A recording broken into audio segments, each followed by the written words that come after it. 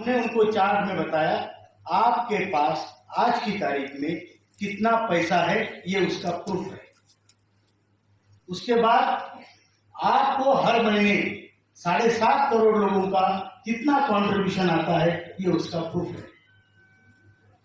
उसके बाद ये दोनों अमाउंट का आपको एक साल में कितना ब्याज आता है, ये उसका आंकड़े है। समझ में आ रहा है मेरी बात? एकदम राइट। और फिर वो आने वाले इंटरेस्ट से आप हमको कितना पैसा पेंशन के तौर पे बांटते हैं, ये उसका आंकड़ा है। हमने उसमें प्रूव कर दिया। हमने उनको बोला कि आप अगर हमसे 100 रुपए हमारे पैसों पे इंटरेस्ट कमा रहे हैं तो उसमें से हमको 21-22 रुपए दे रहे, और ये गलत बात है। फिर वो बोले, फिर उसके बाद हमने ये भी बोला, पूरा आंकड़ेवारी उनको दिखाया कितने पेंशनर्स है, उसमें पेंशनर्स, फुल पेंशन पाने वाले पेंशनर कितने हैं, फुल मतलब वही जो मिलती है, रिड्यूस कितने हैं, उसके बाद विडो कितने हैं, उसके बाद बच्चे कितने हैं, अपाहिज कितने हैं, ये सब उनको बताया। और उनको ये कहा कि आज की तारीख में 20 लाख विडो पेंशनर है, 20 लाख। इसका मतलब पिछले 30 सालों में 20 लाख लोग पेंशन की राह देखते हुए मर गए। आप कैलकुलेशन करो कैलकुलेटर लेके, आपको पता चलेगा every day 185 to 200 people die. हर दिन 185 से लेकर 200 लोग मरते हैं जो पेंशन की राह देखते हैं। तो हमने इसलिए मंत्री जी को कहा कि ये काम इतनी जल्दी होना चाहिए, उतने लोग दुख से नहीं मरेंगे, समाधान से मरेंगे, मरना तो सबको है। ये हमने उनको कहा।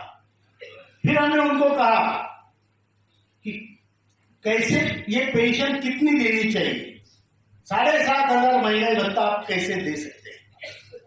सभी बोलते हैं पैसा नहीं है, कैसे नहीं है पैसा, पैसा किसका, कैसे पैसा नहीं भाई, प्रूव करके दिखाए, ऐसे नहीं मांग रहे, स्टडी करके आए।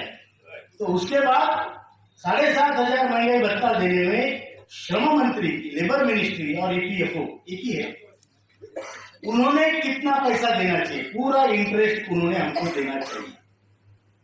ये हमने उसका रिकमेंडेशन दिया बाकायदा लिख के। यही हमने स्टैंडिंग कमेटी ऑफ पार्लियामेंट में, जब हमें पार्लियामेंट में बुला के विटनेस लिए तब भी दिया है। यही है मैंने वित्त मंत्री को भी दिया है, कैबिनेट सेक्रेटरी को भी दिया है कि पूरा इंटरेस्ट हमारा जो आता है वो पेंशन में डाइवर्ट करो, तब्दील करो। जो वित्त मंत्री है भारत सरकार, फाइनेंस मिनिस्ट्री, उन्होंने हमको 8.33 कंट्रीब्यूशन देना चाहिए। वो बोले, अभी तक उनका ये स्टैंड था कि this is self funded scheme, we will not contribute a single penny in this. तो हम जब निर्मला सीतारमण जी से मिले, हमने उनको आधा घंटा चर्चा की। उन्होंने ट्वीट भी डाला कि I met commander Ashok Raut and NSC team. देश का फाइनेंस मिनिस्टर लिख रहा है ट्विटर पे, दुनिया को बता रहा है कि आपके संगठन को वो मिले, बहुत बड़ी बात है। हाँ मैडम, आप श्रमयोगी मानधन योजना में भारत सरकार 100% योगदान करता है।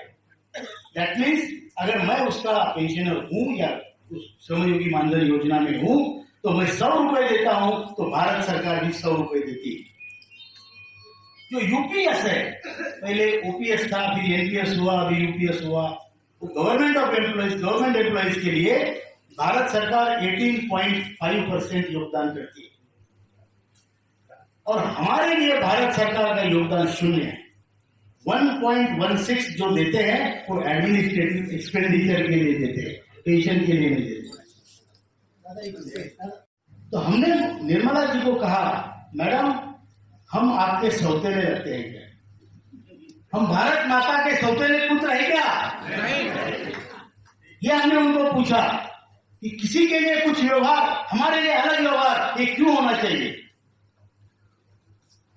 और उन्होंने उस दिन उनका स्टैंड बदला। वो बोले, हाँ तीसरी बात, अभी हमने बताया लेबर मिनिस्ट्री ने क्या देना चाहिए, वित्त फाइनेंस मिनिस्ट्री ने क्या देना चाहिए, हम क्या दे सकते हैं, हमने बताया हम भी देना चाहते हैं। बोले वाह, आप क्या दोगे, मैंने बोला पूरा फंड हमने दिया है, याद रखना, बराबर है कि नहीं? ये पूरा जो पैसा फंड है ये हमने दिया है, तुमने नहीं कमाया है। तो हम क्या नहीं दे सकते? हम भी दे सकते हैं, हम देंगे। जो 8.33 आप काटते हैं वो पूरा 12% काटो, हमें फर्क नहीं पड़ता।